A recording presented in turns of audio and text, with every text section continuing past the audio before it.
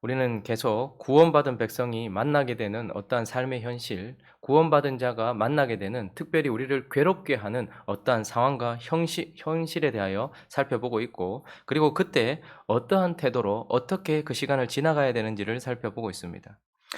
37편을 통해서는 우리를 괴롭게 하는 상황들이 악인들의 형통 앞에서, 그 악인들이 악한 꾀를 이루면서 형통한 것을 보면서 그 앞에서 괴로워할 때 우리가 어떻게 해야 되는지를 살펴보았고, 어제 살펴본 38편에서는 나의 죄로 인한 하나님의 징계 앞에서 우리가 어떤 태도로 지나가야 되는지를 살펴보았습니다. 오늘 39편도 우리에게 어떠한 우리를 괴롭게 하는 상황을 우리에게 보여주고 있는데요. 10절을 먼저 한번 볼까요? 10절을 한번 읽어보겠습니다. 시작. 주의 징벌을 나에게서 옮기소서. 주의 손이 치심으로 내가 새망하였나이다. 오늘도 39편의 상황을 보니 지금 구원받은 자가 괴로운 이유는 징벌 가운데 있기 때문이고 하나님에 의하여 맞고 있기 때문이다라고 말씀합니다. 그런데 어제와 조금 다른 것은 좀 더 가중된 현실, 좀 더 가중된 괴로움이라는 것을 보게 돼요. 1절을 한번 읽습니다. 1절 시작. 내가 말하기를 나의 행위를 조심하여 내 혀로 범죄하지 아니하리니 악인이 내 앞에 있을 때에 내가 내 입에 재갈을 먹이리라 하였도다. 지금 하나님께 징벌을 받고 있습니다. 그런데 누구를 통해서요? 누가 지금 앞에 있습니까? 악인이 내 앞에 있을 때에. 그러니 지금 39편의 상황은 하나님에 의하여 징벌을 받고 하나님께 맞고 있는데 누구를 통해서? 악인을 통해서 지금 맞고 있다는 것입니다. 8절도 보시면요. 나를 모든 죄에서 건지시며 읽습니다. 시작. 우매한 자에게서 욕을 당하지 않게 하소서. 그러니 지금 내가 하나님께 징벌을 받고 있는데 악한 자에 의하여, 그리고 동일한 언어죠. 우매한 자에게 욕을 당하면서 악한 자에 의하여서 지금 고통을 당하고 있고 어리석은 자에 의하여 비난을 당하면서 조롱을 당하면서 지금 하나님의 징벌 앞에 서 있는 상황이다라는 것을 보게 됩니다. 자, 그러면 우리가 그리스도인들이, 구원받은 자들이 우리의 믿음의 삶을 주님이 계신 그곳까지, 주님을 만나는 그곳까지 걸어갈 때에 우리가 만나게 되는, 우리를 괴롭게 하는 상황 가운데 특별히 하나님의 징벌이 악인을 통해서 우리에게 다가올 때, 그 악인 앞에 서 있을 때 우리는 어떻게 해야 되는지 몇 가지를 살펴보려고 합니다. 첫 번째는요, 혀를 지키라라는 것입니다. 혀를 지키라. 1절을 다시 한번 읽어보겠습니다. 1절 시작. 내가 말하기를 나의 행위를 조심하여 내 혀로 범죄하지 아니하리니 악인이 내 앞에 있을 때에 내가 내 입에 재갈을 먹이리라 하였도다. 우리에게 중요한 것 하나는 하나님께서 악인에 의하여 징벌이 주어지고 있을 때 그 악인 앞에서 어떻게 해요? 고통을 당하고 있을 때 우리의 혀를 지키라라고 말씀하고 있습니다. 우리의 입을 지키고 침묵하라라고 말씀하고 있습니다. 그러나 여러분, 나를 지금 이 상황이 아주 힘든 상황인 것을 알겠죠. 37편은요. 악인이 나에게 어떠한 공격을 하는 것도 아니고 악인이 나에게 뭘 하는 게 아니에요. 그런데도 악인이 잘 되는 것만 봐도 우리가 힘들어요. 그런데 이제 39편은요. 그 악인이 어떻게 해요? 나를 향하여 공격하고 있고 지금 나를 괴롭게 하고 있고 나를 죽이려고 하고 있는 상황입니다. 그의 비판을 듣고 있고 그의 비난을 듣고 있고 조롱을 듣고 있고 그에 의하여서 몸이 상하고 마음이 상하고 있는 상황이에요. 그런데 그 앞에서 어떻게 해요? 우리의 혀를 지키라. 혀를 지킨다는 것은 쉬운 일이 아닙니다. 그래서 야고보 사도는 3장에 이렇게 말하고 있어요. 7절부터 8절 한번 읽어볼까요? 혀를 지킨다는 것이 얼마나 힘든지를 야고보 사도가 말하고 있는데 읽습니다. 시작. 여러 종류의 짐승과 새와 벌레와 바다의 생물은 다 사람이 길들일 수 있고 길들여 왔거니와 혀는 능히 길들일 사람이 없나니 쉬지 아니하는 악이요 죽이는 독이 가득한 것이라. 우리 인생 가운데 가장 위험한 것 중에 하나는 우리가 가지고 있는 혀입니다. 가장 부드러운 것 같지만 이 혀는요, 누구도 길들일 수 없다라고 얘기해요. 그래서 신앙의 가장 높은 수준은 무엇이냐면, 그래서 2절을 이렇게 얘기하고 있어요. 3장 2절을 보면요. 읽습니다. 시작. 우리가 다 실수가 많으니 만일 말에 실수가 없는 자라면 곧 온전한 사람이라 능히 온 몸도 굴레 씌우리라. 그러니 혀를 잘 지킨다 하는 것은 신앙의 완성의 단계에 와 있다라는 정도로 지금 온전한 사람이라는 정도로 표현을 하고 있는 것입니다. 자, 그런데 지금 우리가 잘 되는 상황 가운데서도 평범한 일상 가운데서도 혀를 길들이기 힘든데 악인 앞에서 혀를 지키라. 이것이 얼마나 어렵습니까? 그런데 어떻게 오늘 이 39편에서는 이 혀를 지키는가 몇 가지 조금 우리가 도움이 되는 그런 몇 가지 혀를 지키는 그런 모습들을 보게 되는데, 첫 번째는 이 혀를 지키기 위해서 이 모든 일들이 내 앞에 있는 악인이 아니라 그를 통해 하나님께서 하고 있다는 것을 인식하는 것이 필요해요. 그래서 구절은 이렇게 말하고 있는데 한번 구절 한번 볼까요? 자, 구절 있습니다. 시작. 내가 잠잠하고 입을 열지 아니함은 주께서 이를 행하신 까닭이에요. 지금 내 눈앞에는 악인, 내 귀에는 악인의 비난 이런 것밖에 없는데, 그런데 지금 시인은 뭐라고 말합니까? 주께서 이를 행하셨다라고 말하고 있어요. 10절도요. 시작. 주의 징벌을 나에게서 옮기소서. 주의 손이 치심으로 내가 쇠망하여. 지금 그는 육신의 눈으로 보지 않고 육신의 귀로 듣지 않고 믿음의 눈으로 보면서 믿음의 마음으로 듣고 있으면서 이 징벌을 뭐의 징벌이라고 말하고 있습니까? 주의 징벌이다라고 말하고 있습니다. 악인에 의한 고난이 아니고 주님께서 그를 통해서 하고 계시는 주의 징벌이다. 주의 손이 나를 치고 있다라고 말하는 거예요. 그러니 우리가 악인에 의하여 징벌을 받을 때에 우리가 기억해야 될 것이 있습니다. 이 모든 상황들을 주께서 통제하고 계신다는 것이고 주께서 허락하셨다는 것이고 주께서 지금 주관하고 계시다라는 그 믿음, 그 믿음의 눈, 이것이 우리에게 분명히 필요합니다. 어떤 사람은 자기의 인생 가운데 어려움이 찾아오면 그것이 마치 운명인 듯 생각합니다. 어떻게 선하신 하나님이 나에게 이런 그리고 이렇게 악한 사람을 내 앞에 두시고 그를 통하여 괴롭게 하겠느냐? 그러니 이것은 하나님의 통제를 벗어난 어쩌면 인생의 운명이기도 하고 숙명이기도 하고 아니면 그냥 우연히 찾아온 재난이기도 하고, 이렇게 표현하면, 이렇게 생각하면 좀 마음이 편하다 생각할지 몰라요. 그러나 여러분 생각해 보십시오. 우리 인생에 찾아오는 많은 아픔들이 하나님을 벗어난 어떤 이유 때문이라면 얼마나 불안합니까? 오히려 하나님은 살아계신데 그럴 리가 없다라고 생각하면서 이 모든 일들이 저 악인들의 자유의지에 달려있고 혹은 이 자연에 혹은 이 우주 섭리에 어떠한 그냥 그런 자유에 달려있다라고 생각한다면 얼마나 힘이 드냐 말입니다. 그러나 아픔에도 불구하고 이 모든 것들이 지금 하나님의 통제 안에 있고 하나님의 주권 안에 있다. 주께서 하고 계시다.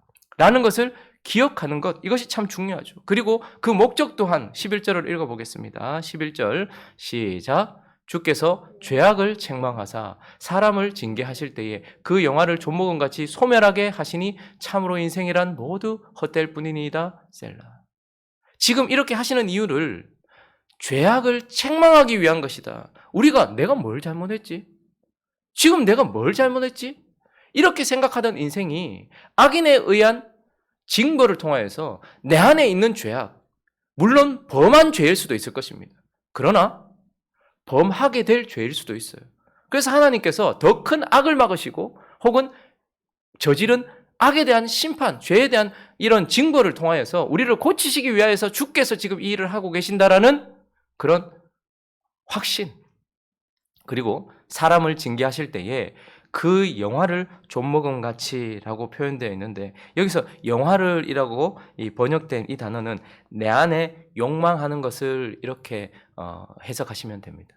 그러니 우리가 징벌을 받는 이유는 내 안의 죄 때문이고 혹은 잠재적으로 내 안에 있는 잘못된 내 안의 욕망을 어떻게 해요? 존먹음같이 소멸하게 하려고. 흔히 우리가 혀를 지키기 위하여 한 가지 생각해야 되는 것은 이 악인이 아니라 이 모든 것이 주님 안에 있고, 그리고 주님께서 내 안의 죄와 내 안의 욕망을 소멸시키기 위하여서 지금 하고 계신 일이다라고 인식하면서 혀를 지키는 것, 이것이 중요하고, 또 하나는요, 혀를 지키기 위하여서 우리가 좀 더 잘 지키기 위해서는 침묵이라는 것이 정말 어렵습니다. 그런데 이 침묵을 올바르게 하는 것이 중요해요.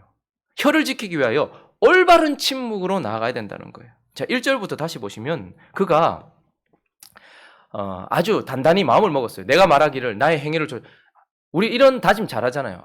말에 실수가 많으니까. 목사도 그렇고 장로님들도 그렇고 권사님들도 그렇고 집사님들도 그렇고 아내한테 실수하고 남편한테 실수하고 자식한테 실수하고 많으니까 우리도 가끔씩 이런 다짐을 해요. 이제 다시는 내가 이런 말 안 할게.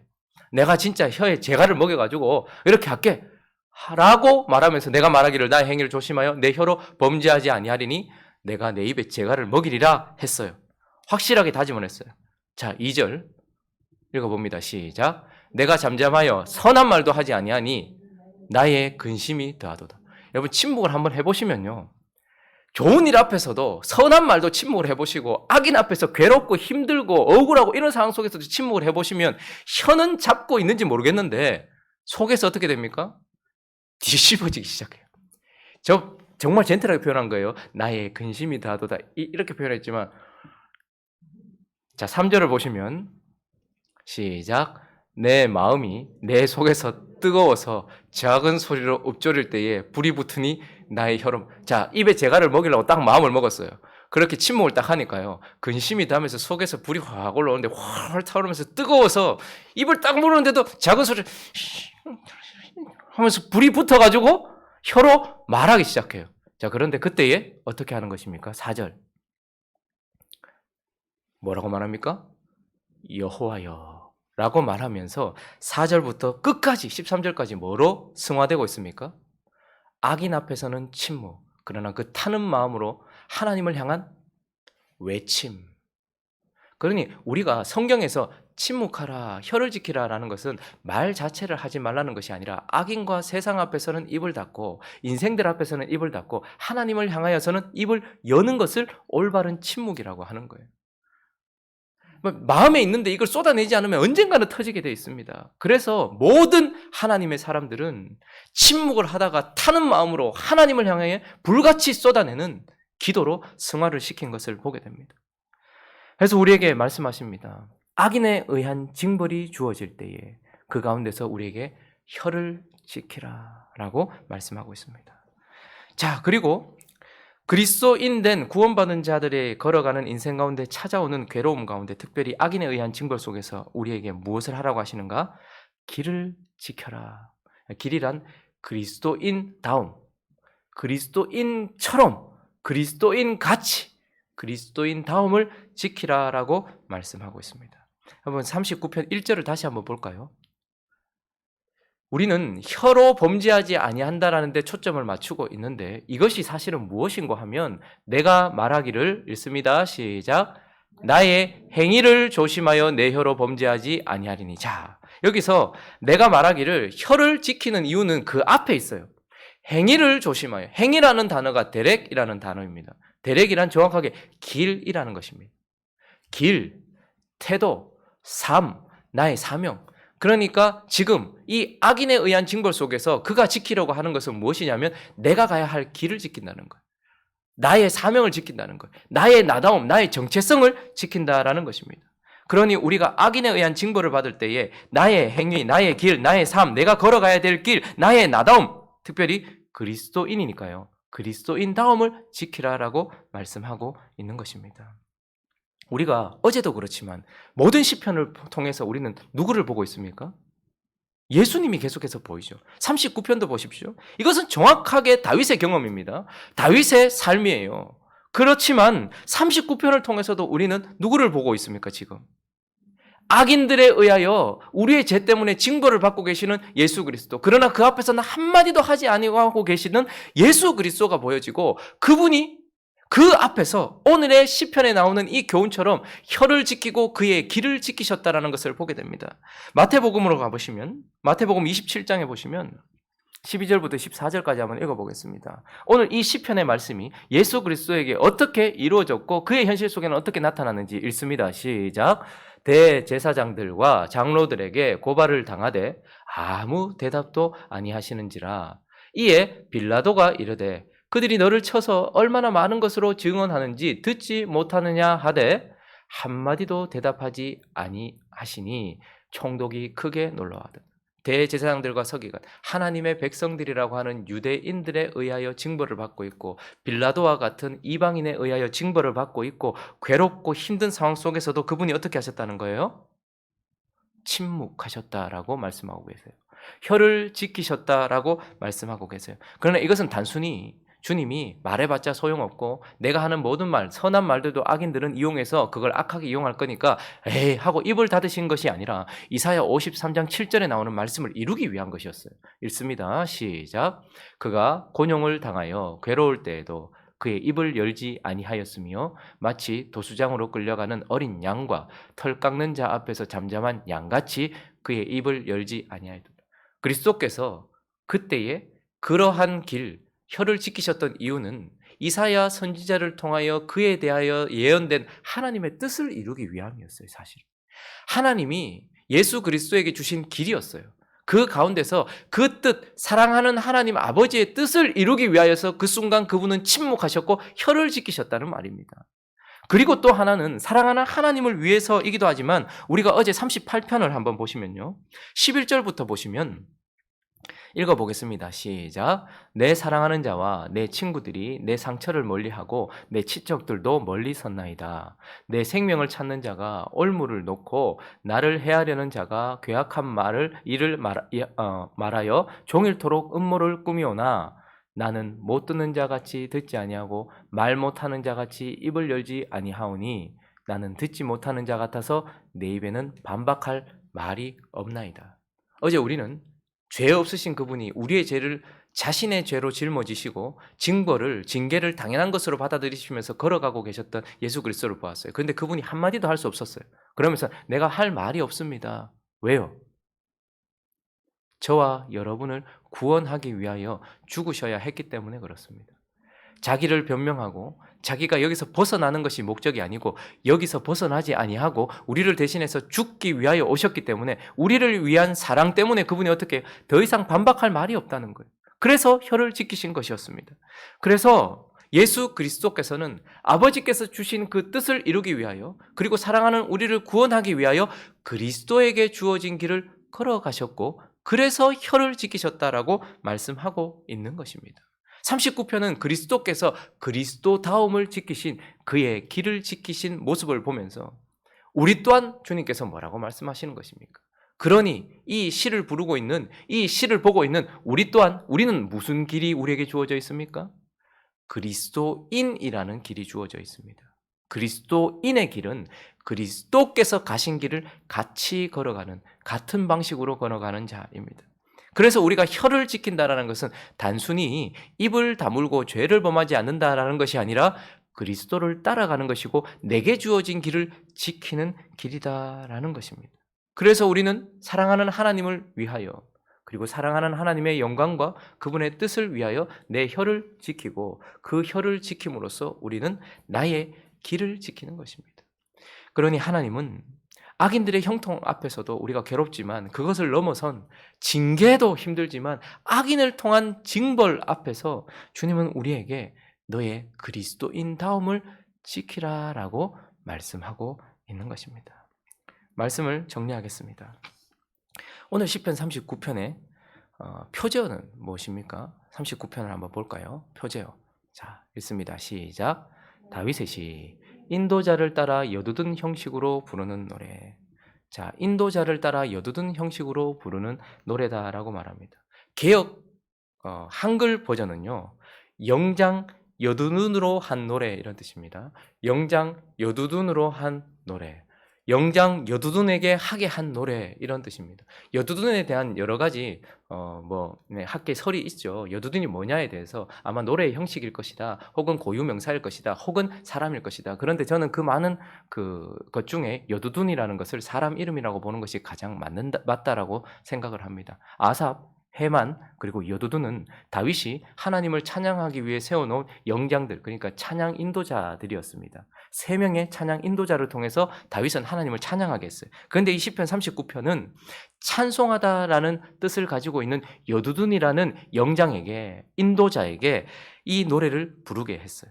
자, 그러니 39편은요, 이 경험을 했던 다윗이 자신의 고스란한 이 경험을 여두둔에게 부르게 한 노래예요.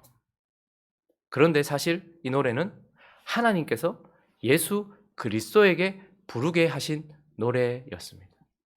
그리고 이제 이 39편을 받아든 우리는 주님께서 우리에게 부르게 한 노래라고 볼 수 있는 것입니다. 이런 상황이 오지 않으면 제일 좋겠죠. 하나님께 징계를 받지 않으면 제일 좋을 것입니다. 죄를 범하지 않아서 하나님께 징계를 받지 않으면 제일 좋을 거예요. 그리고 징계가 온다 해도 선한 선생님이나 혹은 내가 인정할 만한 사람을 통해서 오면 제일 좋을 거예요. 그러나 그리스도인들, 구원받은 자들의 징벌은 대부분 이런 식으로 왔습니다.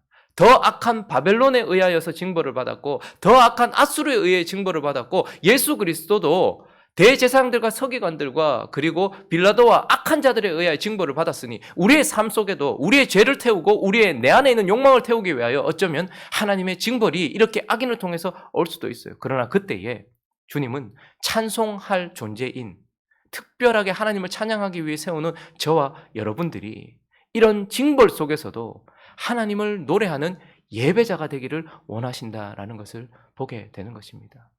혀를 지키시는 저와 여러분 되시기를 예수 그리스도 이름으로 축원합니다.